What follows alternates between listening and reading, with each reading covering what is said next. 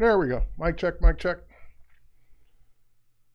All right, you should be hearing me now. When all else fails, unplug and plug back in. All right, give me a sound check. Can you guys hear me okay? All right, cool. All right, sorry about that. So a couple of false starts. Let's start over again. Welcome, everyone. Thanks for joining me here on my Masterclass Fridays. Thanks for the shout out from Rugged. I guess you were the first one I saw that said no sound. Otherwise, I would have kept talking. And thanks for joining me from all over the world. And thanks for being here on my favorite day of the week, Masterclass Friday. So why is this my favorite day of the week? Because it's the day that each of the Adobe evangelists get to show you their various disciplines in Photoshop, photography, UI, UX design, audio, video, digital painting, and graphic design. So with that said, if you're joining us from other platforms, such as Andrew over on Facebook and Rugged, I guess I'm saying that right, Rugged on YouTube and Stefan on YouTube and lots of people on YouTube. If you're joining us from those other platforms, great. I even see someone on LinkedIn, cool. That's great, but if you want to be in the main chat, head over to b.net/Adobe Live. That's where I'll be paying attention to the chat the most. If I see your question on the other chat, great. But if not, head over to b.net/Adobe Live. That's the one I'll be looking at the most. That's the one that's also moderated. So even if I don't see it, someone else may and get in and be able to answer your question. Hey, Voodoo Val, thanks. So with that said, today is the day we get to do this thing that we do, or I do every 4 to 6 weeks, and that is I edit user-submitted photos. So you get a chance to see my workflow, what I would do to your photo. We don't always agree, and that's fine because it's your photo. At the end of the day, you do what you think is best for your photo. But, and also, I don't, people just submit photos. I don't know the story behind the photo. So I may be working on something that you don't care about. I may be working on what I think is the subject and you think something else is the subject, and that's fine too. But again, I'm looking at it from, this is the photo I received. This is what I would do with it. We'll do some things in Lightroom. And if that's all we need to do, we'll just leave it in Lightroom. If it needs more than what Lightroom can do, that's when we head over to Photoshop. All right. What else? Let's see. I think that's it. So head over to b.net/Adobe Live for the chat. Let's go ahead and dive right in since we spent at least a minute or two trying to get our sound on. Weird. Everything was good. I just unplugged the USB, plugged it back in, and it was fine. All right, so with that said, let's head over to my desktop. Here we are. All right, so I'm in Lightroom. I created a special, I normally only work with one catalog, my catalog with all my photos, but I created this catalog for this specific masterclass that we do on how to edit your photos. So that way it's not mixed in with my photos. So none of these are mine. These are all user submitted. That way you don't worry about, I don't have to worry about seeing my photos mixed in with yours. These are all just yours. They're in no particular order. They're in random order based on kind of how I received them. And also, since I don't always get through all of them, I also sometimes mix in ones that weren't this week, but may have been last week or the week before. Last month or the month before or the month before that. So that way that people like maybe submitted a photo and it never gets edited because there's always new ones coming in. So that way they get to get their photos edited at some point.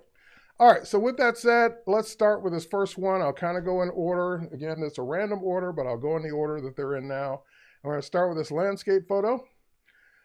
And also, by the way, thanks for submitting the photos. And a lot of people, sometimes people submit photos that are edited already. Like they'll submit a PSD or a TIFF file that they've already done edits on. And at that point, it's just a review. Like you've basically done most of the work. There's not much that I would ever do to it. So I'll just tell you, hey, great looking photo. You edited it well. There's nothing for me to do. So this isn't a critique. This isn't what I would do to your already edited photo. These are photos that were submitted either as raw files, unedited, or JPEGs, unedited. And this is what you wanted to see me do with my take on them. All right, so again, starting with this landscape photo, And if I head over to the develop module here in Lightroom, or if I were in Lightroom, I'm in Lightroom Classic. If I were in Lightroom, I would just head over to the edit feature. And in this, I'm just going to show that no sliders have been adjusted, nothing under my sleeve. This is just the way it came in. And so we do, you're going to get bored because you're going to say, Terry always does these same 3 or 4 things every time. And that's right. I always do these same 3 or 4 things every time to set the foundation of the photo. Then I go from there to edit more. Like, for example, there's something I'm looking at in this particular photo that I know I won't be able to do in Lightroom, but I'm going to go ahead and get all the Lightroom stuff out of the way first. So first thing, set a profile. If it's a raw file, you'll get raw profiles to choose from. So I could choose landscape, and that would be a good profile for the foundation for this photo. It also means that it's not going to do it, like, you're not going to see a drastic difference when you choose these profiles. These profiles are basically just a foundation. Next up, I would probably head over to my lens corrections and enable profile correction, and that will also do some work on the photo, especially around the edges, especially taking out some of the bowing and roundness of the lens in the shot. So just turning that on, it will identify what lens and body it was used to take this photo. So it was looks like a Sigma lens on, I'm not seeing the body at this point, but on a Canon camera. So Sigma lens on a Canon camera, great, don't care, but that's what it was. And I normally don't see too many photos that need chromatic aberration fixing or adjusting, but it doesn't hurt to turn it on. It's not doing anything if there is no chromatic aberration. And for those of you who are like, what's chromatic aberration?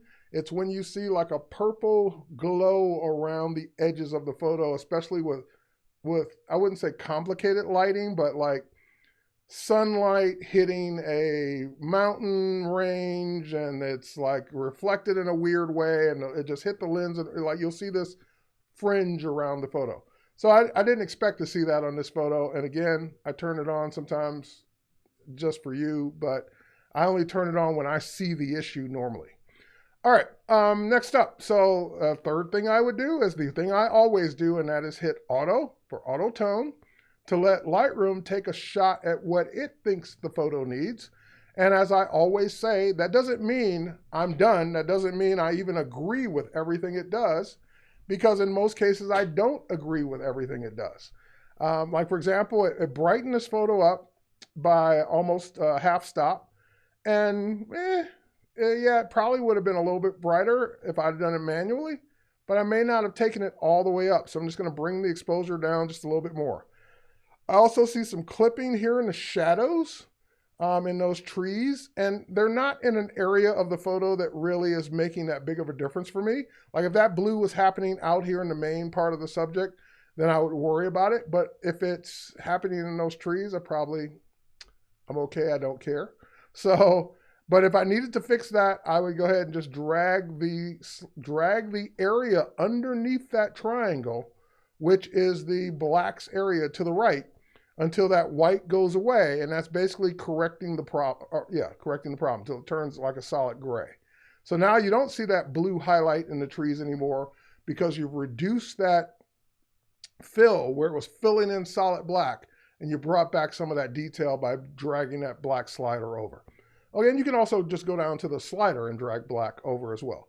But that I like doing it from the histogram, because then I can see it as the triangle goes away right there on the spot and know that it's fixed. Okay, next up, now we're talking about, at this point, things I would just do because of the kind of photo it is. So for example, landscape with a lot of nice rocks in it, and these trees in the foreground. So these trees and rocks in the foreground, they can always benefit from a little texture. So I might crank up the texture, but keep in mind, if you do it this way, if you go ahead and drag the texture slider, everything's getting texture. So even the stuff in the background, the sky, everything's getting texture. So at that point, you might want to just do a local adjustment. Since these trees and rocks are in the foreground, I don't want maybe everything to get that texture. So this might be one of those cases where I say, you know what, I'm going to do a local masking adjustment and just do it that way instead. So I click the mask, And in this case, the AI-based masking is not really going to help me because if I select subject, well, let's see. Let's see what happens if I select subject. Maybe it will work, maybe it won't. Yeah, it didn't really make a subject. Like I said, I didn't expect that to work, but I'm going to delete that mask anyway. Anyway, because these AI-based masks are looking for a specific subject, looking for a specific like sky. I don't want either one of those. So I'm just going to go ahead and grab the brush that we've used for years, the adjustment brush. And I'm going to make my brush a little bit bigger. And I'm going to grab my stylus from my Wacom Cintiq here, and I'm just going to go ahead and paint all of this in. Great. And get all of this painted in. All right. And if you want to be careful, zoom in, make your brush smaller, be careful. I'm just going to do a little bit of this tree work over here. Just a little bit, not a lot. And that's it. Okay, so now that I got those two areas painted, then I can go to texture. Then when I go to texture, I'm only adjusting the texture of those spots. So that's no texture, making it blurry, making it smooth, something I wouldn't do. And then if I bump up the texture too much, it may be too much. So rarely do I ever take something to 100 unless I'm trying to do a special effect, because taking it that far is usually going to do damage to the photo. So I would take it up a little bit, not a ton.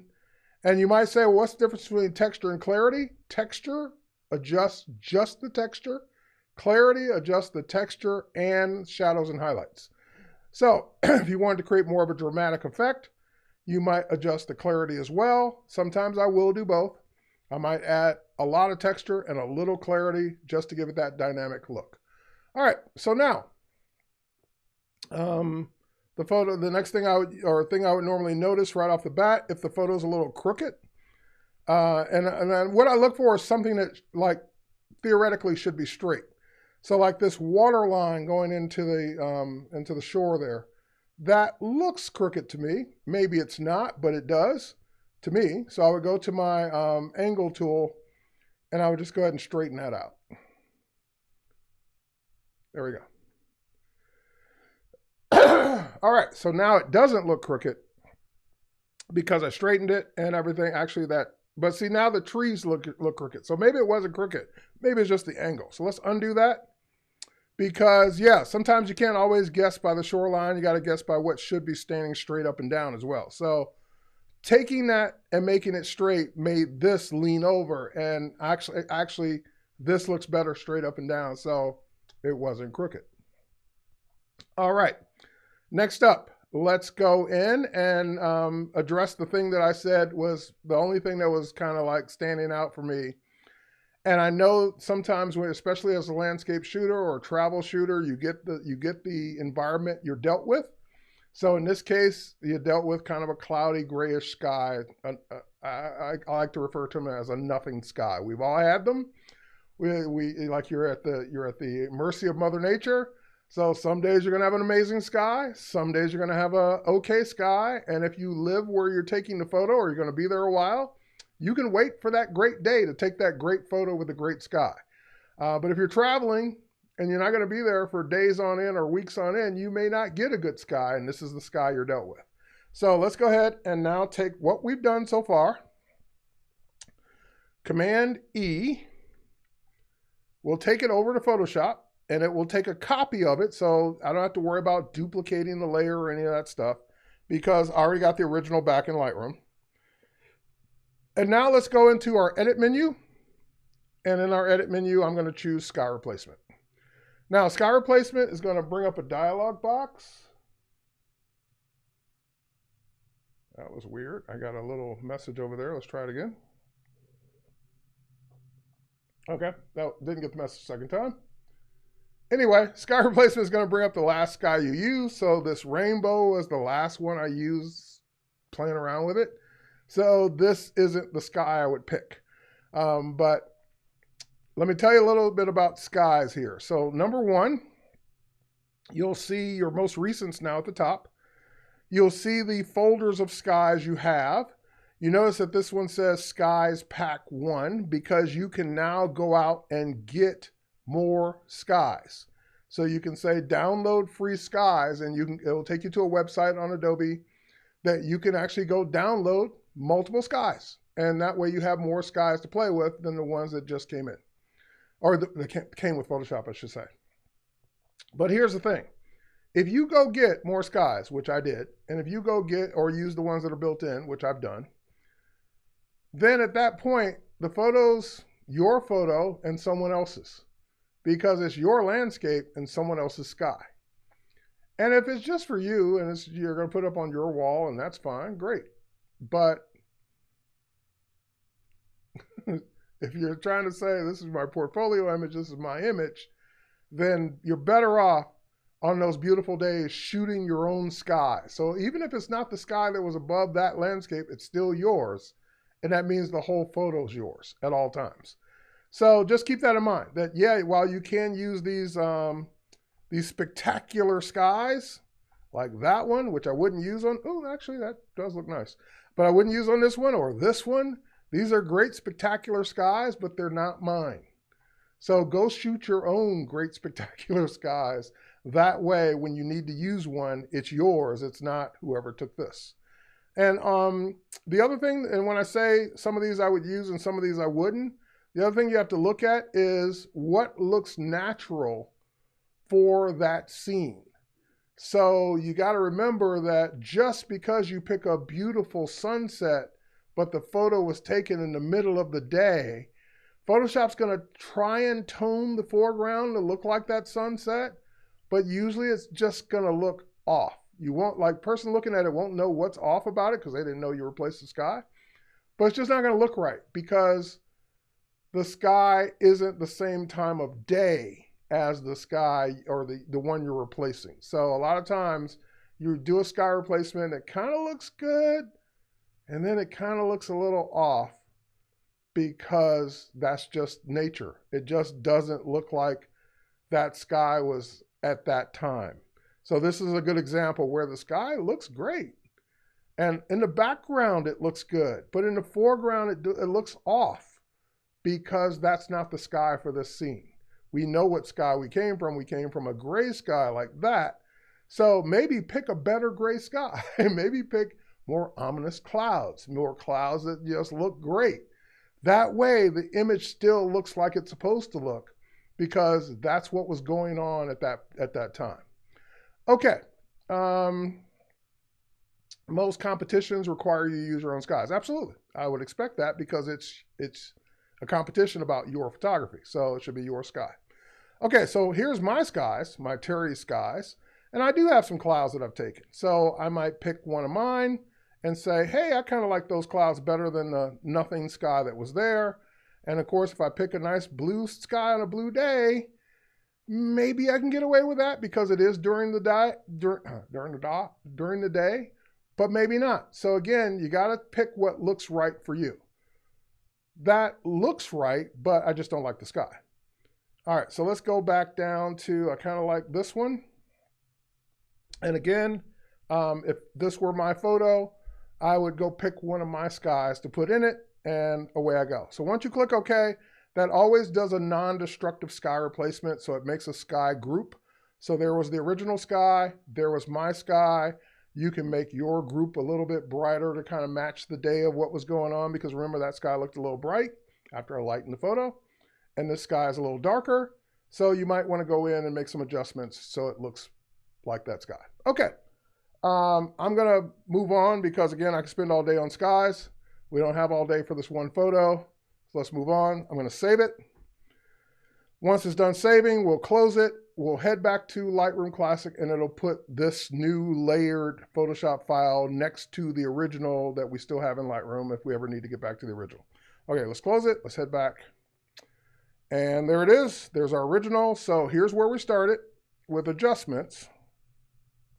So let's actually go into this one and reset it. That's where we started. And this is where we ended up. So where we started, photo came in with a kind of a nothing day sky, and this is where we ended up with the adjustments. Again, you tweak that sky a little bit more to kind of make it look a little bit more blended in, but that looks, in my opinion, better. All right, next up. We have a couple portraits here, a couple outdoor portraits, and I like them. If I'm going to go edit one, so I got to pick which one I want to edit. And I'm going to edit this one because there's something I want to take care of on this photo.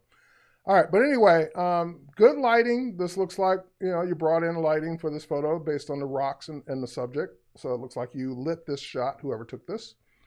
And yeah, they're both good. They're both good composition-wise. They're okay. So I'm going to go ahead and pick this one. And let's go ahead and do the same things we always do. So if this is a raw file, I'm going to choose portrait. It is a raw file. Portrait actually makes it look a little bit warmer. I like that. I'm going to do our lens correction.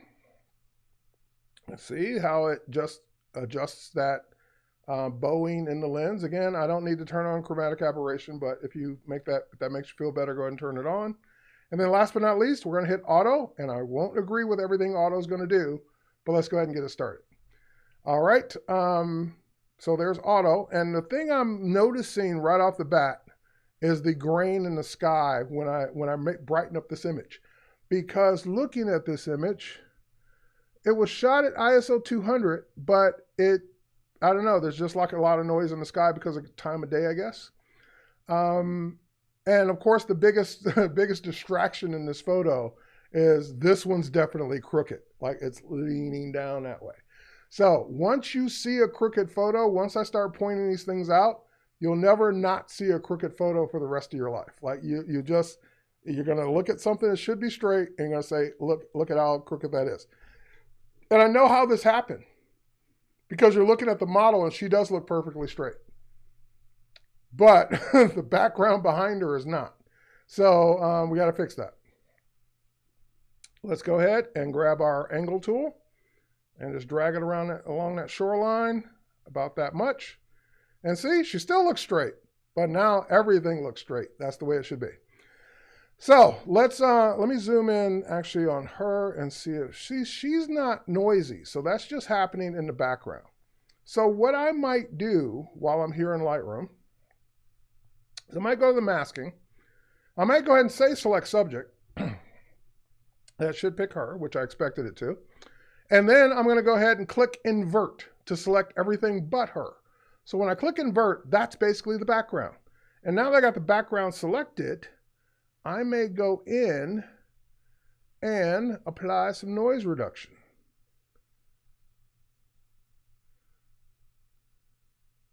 All right.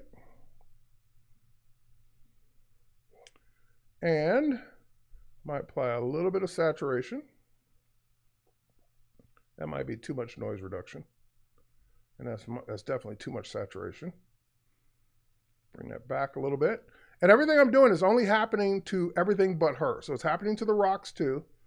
But I'm trying to get like just some of that visible grain out of the sky because it's not happening on her. It's only happening on the sky. Okay, great. So now we can get out of this mask. We can always go back to it and make adjustments to it if we want, but let's go ahead and zoom in. Yeah, see that reduced it quite a bit, and zoomed out, you would never see it. Okay, great. So now let's go ahead and take care of, I'm looking at the background. I don't see anything else that stands out. So now let's take care of some things on the model. I'm going to say something. This is a personal preference, so it's totally up to you and your subject. But again, this is how I would edit your photo. So you and your subject may disagree, but I see a tattoo.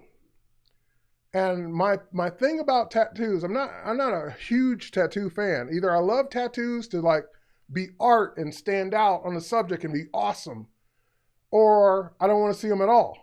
So like there's no in between with me and tattoos. Either they got to be amazing, great pieces of art that stand out, or they're a distraction.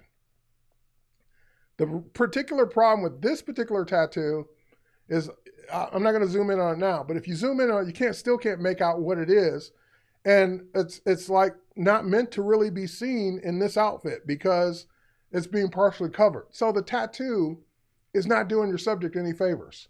So this is one of those where, in my opinion, the tattoo would go because it's not enough to be seen.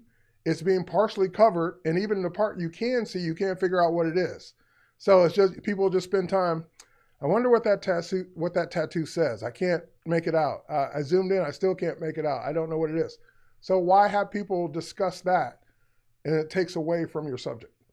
All right, so this is where it's time to go to Photoshop.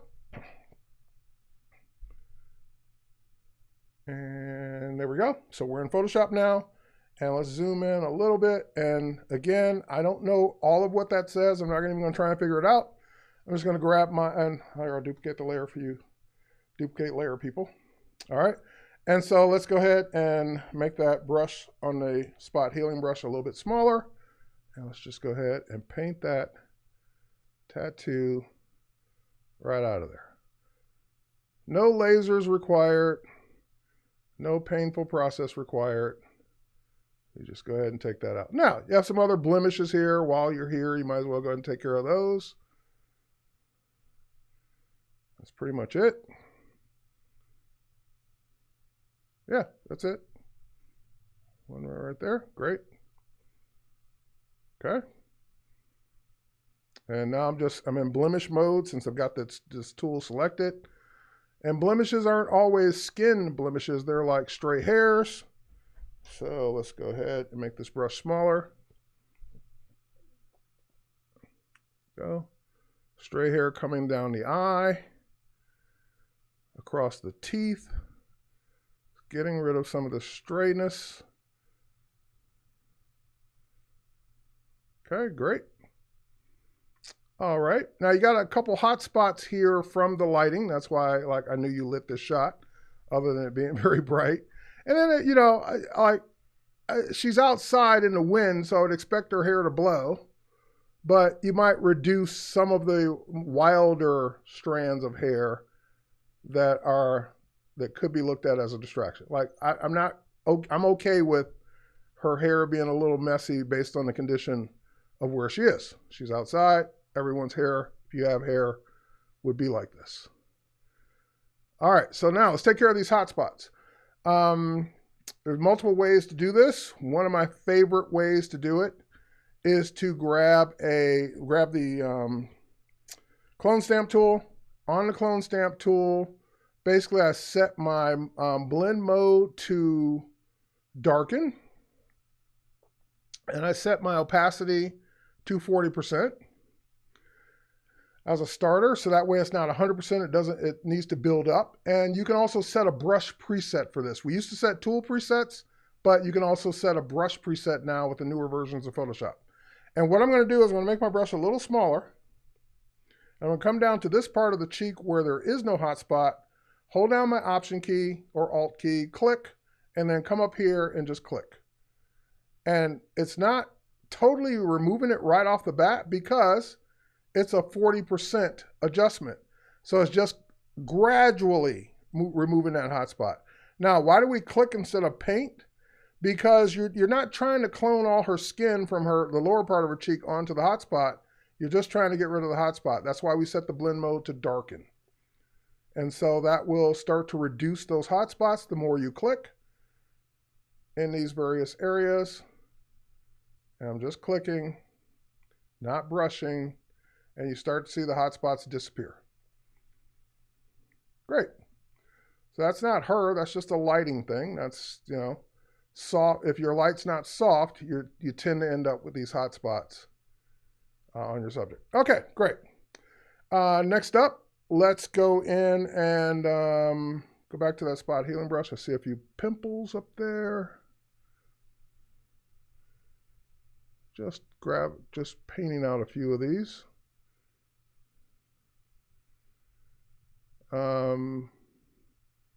Robert, glad you like the tip. It's one I've been using for years to gradually remove hot spots and make it look more natural. Oh, she's got some hair across the teeth too.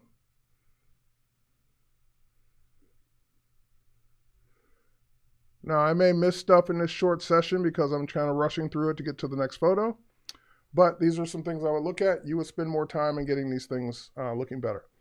All right, I'm okay with the rest of this photo. You could get into skin smoothing and all that, but she looks good. I'm not gonna bother with any of that, but you could. Like, I wouldn't be opposed to that.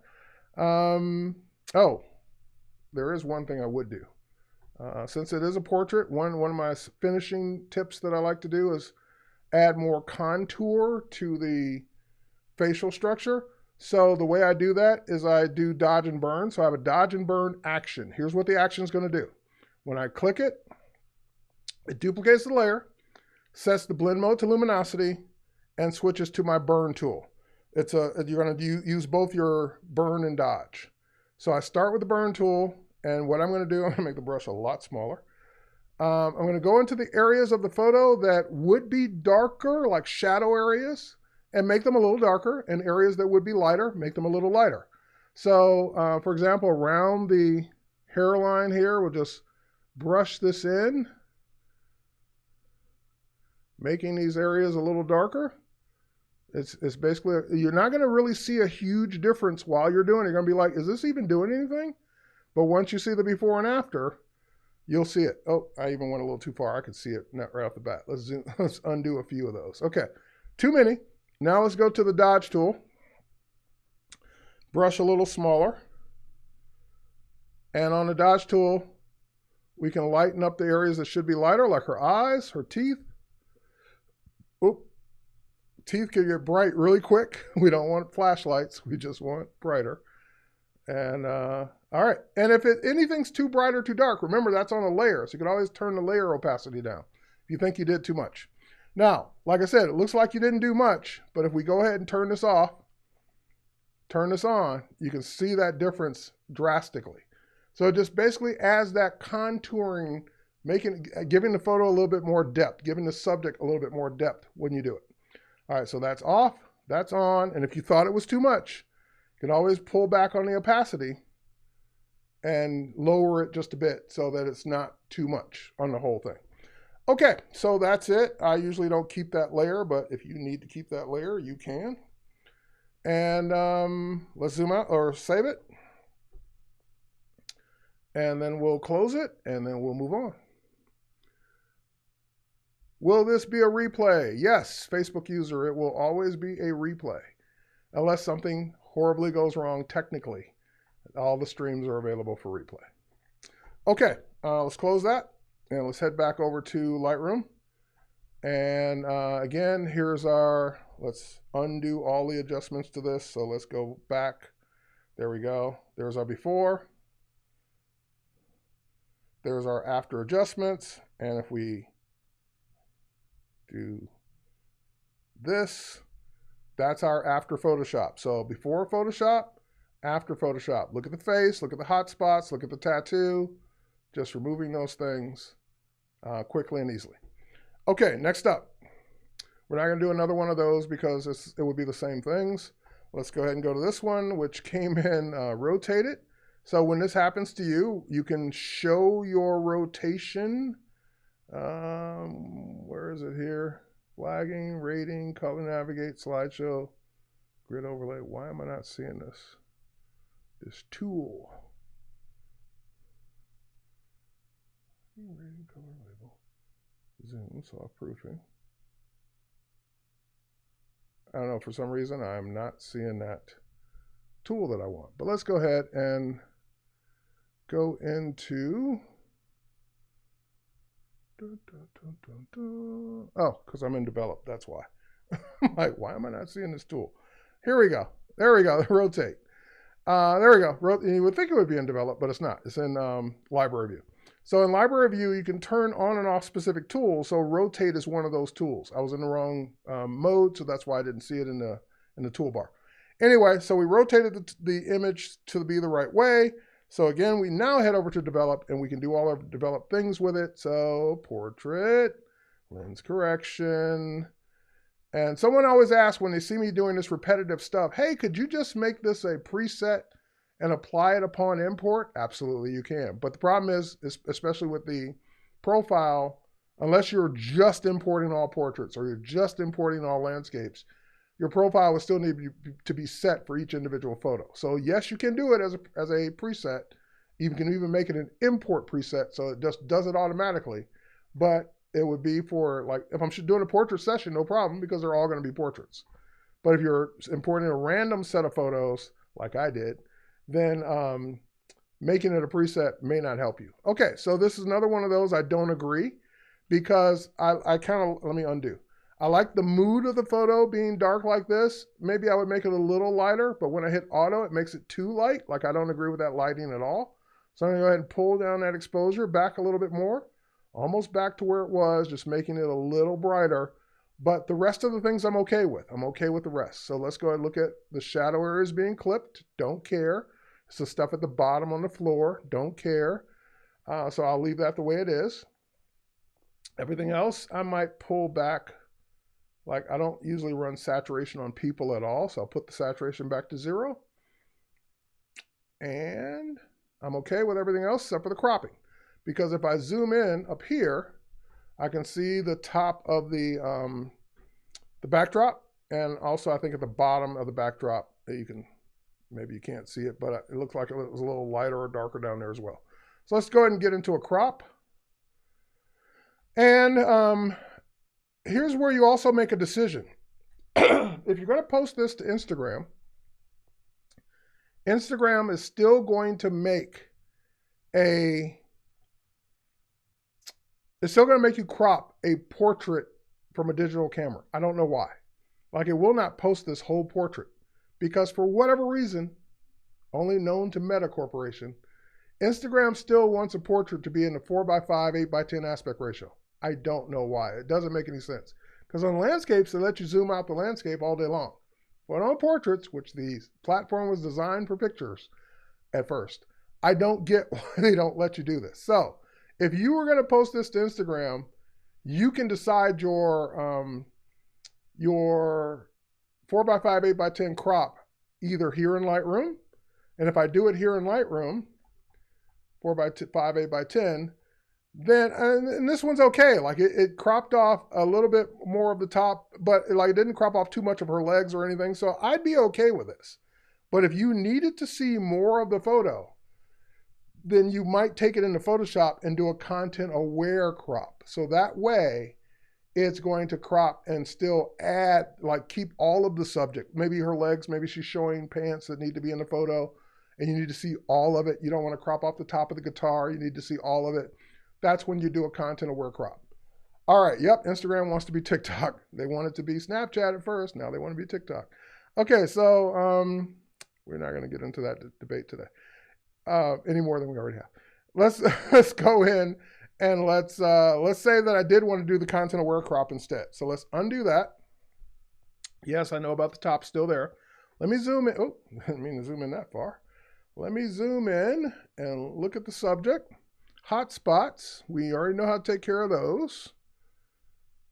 Everything else looks okay. A little few wrinkles in the clothes there. Once you see those things, you can never unsee them. I think I have that exact same chair. All right, everything else looks okay. So let's go into Photoshop and finish it. So once again, PC, Control E, Mac, Command E, and I'll show you the content aware crop first.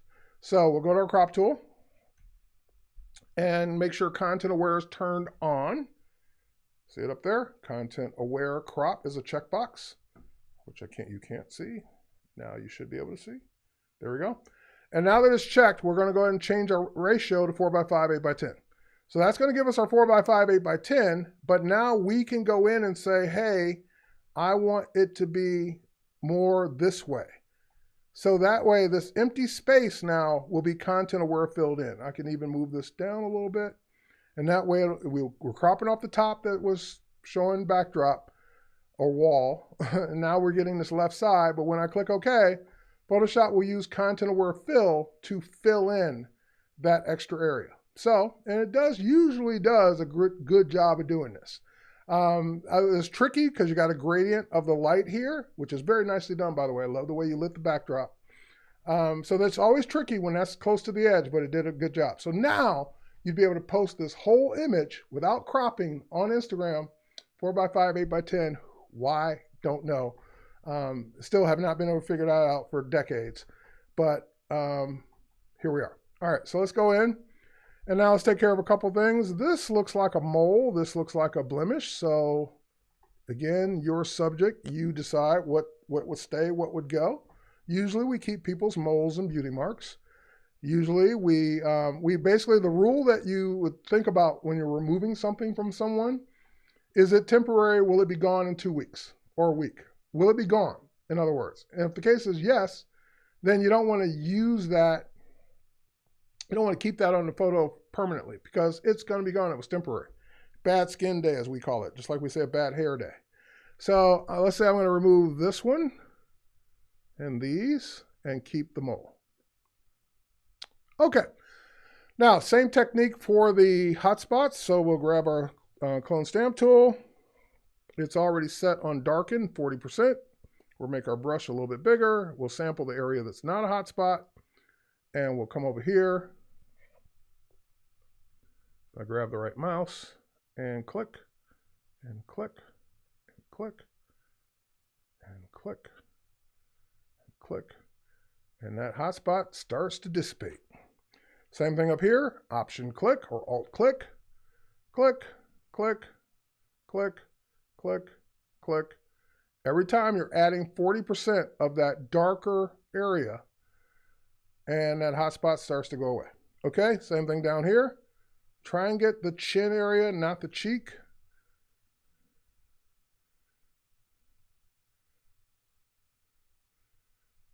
I would go in and do it's not looking great. I would go in and do a smaller brush because that's just not looking good. Smaller brush, get down here. It's gonna take you more clicks, but that's okay. Yeah, this is a tough one. All right, let me zoom in. You might have to do some cheek on this one. Let's see, let's get over here. All right, maybe this will be better. Hold on.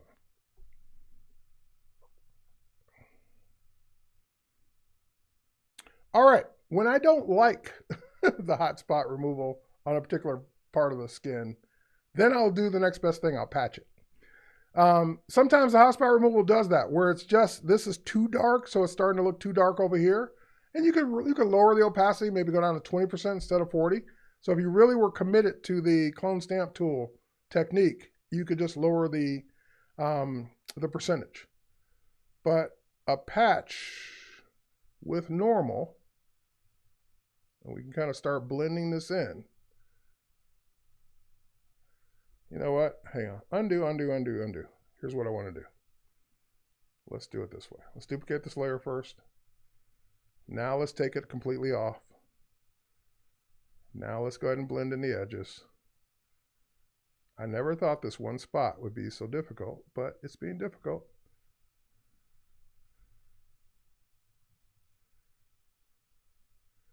All right, so now if I just want to bring back a little bit of it, because I put it on its own layer, I'm going to lower the opacity of it and bring back just a little.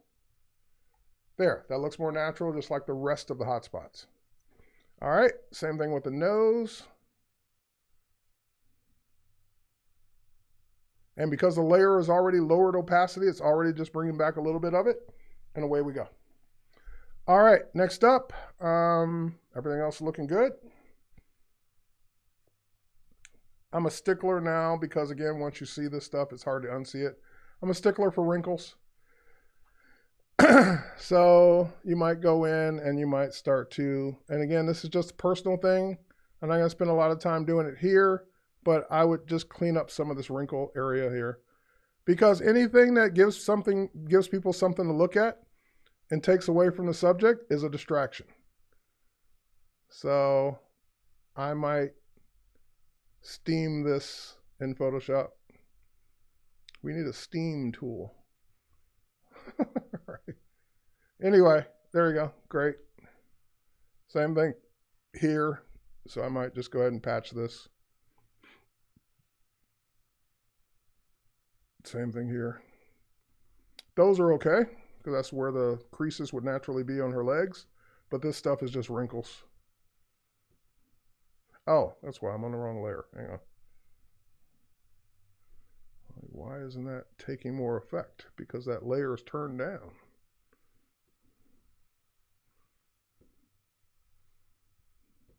Anyway, spend some time getting rid of those wrinkles. I'm not going to do a ton of it today because we don't have a ton of time. But that would be the portrait I would deliver. Cropped, ready for Instagram, added space where we needed it, 4x5, 8x10. So Instagram won't crop it further. And there's your finished one, and there's the one before. So before, after. Hot spots be gone, and wrinkles be gone, and you just have a great looking portrait. Cool. Next up. All right, there's a lot going on in this photo. So this looks like a, I don't know, is this Disney World? I see a Disney thing there. Disney World, Disneyland. There's just a lot going on in this photo. You've got your subject, which is person smiling at the camera, but you got so much other stuff going on people are going to be looking at. Like, what's that? I can't even tell what that is. What's this? Like, so when you have all of this in your background, be prepared for people to not just look at the subject. So you got to decide what you want. So let's go to develop. Let's do our normal develop things first. Portrait, lens correction. Oh, it's already done. Great. And auto. All right. I love the toning of that better. It just looks better. I might brighten it just a little bit more, but otherwise it looks good. And honestly, I'm sorry, but I got to crop it. Like, it's just too much. Like, she's getting lost in everything else that's going on around her. And if this is again that discussion, if that's what you want, great, keep it. But it's not what I would do. So I would go into my crop tool. I would keep the proportions the way they are. And I would just go ahead and just bring it down like that. All right, because then that makes the subject stand out, and now she's in a beautiful scene. That stuff going on up here in the upper left corner, I can't even tell what it is. So for me, it's got to go. All right, and that's kind of it. The only other thing you might do, is you might go into your masking. You might add a radial gradient. You might add that radial gradient on your subject's face. And you might just bring up the exposure. Just brighten her face, because she's got that hat on, so that hat is casting a shadow on her face. So you might just brighten it just a hair because of the hat. All right. That's kind of it. That's kind of what I would do with that photo. All right, next up, we've got this, I don't know, ceiling. Okay, it looks like maybe a church, ceiling, cathedral, I don't know. So let's go in and let's do the same kinds of things we would do. This would be, maybe I'd do this one on Vivid, not landscape. And then lens correction is already on, great. And then let's do an auto. And this is one of those perspective things that's driving me nuts, because it's not crooked, it's just the perspective of the lens. So in this point, I might do a guided upright. So I might say that, yes, this railing should be straight, but this railing should also be straight. So yeah, then you get now we're talking. Now you get the perspective you should have. Now it gave me a little bit of white space here and there. So I'm just going to bump up the scale just a hair to kind of close that space in. And now I'm happy, because it was just distracting that the perspective was off on this shot. Now I can go back and focus on the toning stuff that I would normally do. So since this doesn't have any people in it, I would definitely bump up the brightness. It doesn't have a sky to worry about, so I can go ahead and bump up the texture. Not a ton, but definitely. And it would even bring up the dehaze a little bit to kind of give it that shadow. And by the way, on that first landscape we did, I didn't dehaze it, but I would have dehazed it too. There we go. And oh, see, I'm noticing like down here, this is off still just a hair, so I'd either crop it out or just go back to a guided upright and just maybe drag out a third guide down here. But that's it. This looks way better. So again, if we go back out, go to develop, before, look at that. Look at the difference just with that guided upright, and after. All right, Jamie Feldman says it looks like the Fisher Building in Detroit. Could be. Is this your photo? No, it's not your photo. It says Bianca. All right, I'm a fan of bugs when they're in photos, not in real life. So this looks like a dragonfly. I don't know bugs, so I'm going to guess a dragonfly. And let's go ahead and do our usual thing. So Vivid, and look at what it did to the background. So just Adobe Color is flat, look at this area back here, and just vivid, just kind of tones it a little bit better. All right, lens correction's already done, great. And you might be asking, well, why is it already done on some photos and not done on others? Because usually if it's shot with mirrorless cameras, it will be automatically applied in the body. So, and Lightroom recognizes that. So if your camera automatically applies it in the body, Lightroom just picks it up. All right, so let's go ahead and hit auto. Yeah, I'm liking that, great. And I might pull that vibrance back just a bit. Cool, cool, cool. Now there's one thing, looking at the photo like this is great. There's one thing that's, two things actually. Composition-wise, the dragonfly is like kind of almost in the center of the photo. So I might go ahead and crop and do something like that. And two, I know it's tough, especially if you shot this handheld, but even if you shot it on a tripod and moved a little bit, the problem with this photo is if we zoom in on it, it's not that sharp. So you can really, like I'll zoomed out, looks good. But zoomed in, you can see where it's losing sharpness. It's just not that sharp of a photo. So I might go in, I probably would go in and go to my detail. This is what I would do. It's already got some sharpening applied. I would go ahead, and by the way, that's sharpening not applied. So sharpening makes a big difference on your photos. And I would also go in and look at what I can do with texture. Now, of course, whenever you sharpen and do these texture things, you're also accentuating the noise too. So you might want to go back to detail, and you might want to just, oh, it looks like I already did this stuff. Hang on.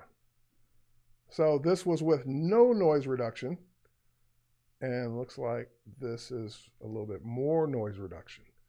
So you can't make a blurry photo sharp, but you can certainly sharpen a photo. So this photo zoomed in, like I would love to see a cropped zoomed in version of this, but this one's just not sharp enough for that. So zoomed out looks great. That's it, because I can't do more to the photo because it's not perfectly tack sharp, but it is great. So you might run it through like an AI filter, like Topaz Sharpen. So Topaz Sharpen is great for sharpening photos like this. So you might go in and do that on this photo. It might do wonders for this photo. So that's a shout out to the folks over at Topaz. All right, we got like less than a minute left. So in this particular photo, I'm not a sports shooter, but what this photo to me is begging is, besides the usual stuff, to be cropped, because you have a person standing over there doing nothing. This is where all the action's happening. So that's where I would do this. And yeah, we would do our normal thing. So this also can stand some dehaze because it's outside. And you might also like use the techniques I mentioned about brightening up the subject. So we can mask and say, select subject. And we can go ahead and apply a little bit of exposure to the subject too, but you might want to do that with a brush to kind of get the areas just right.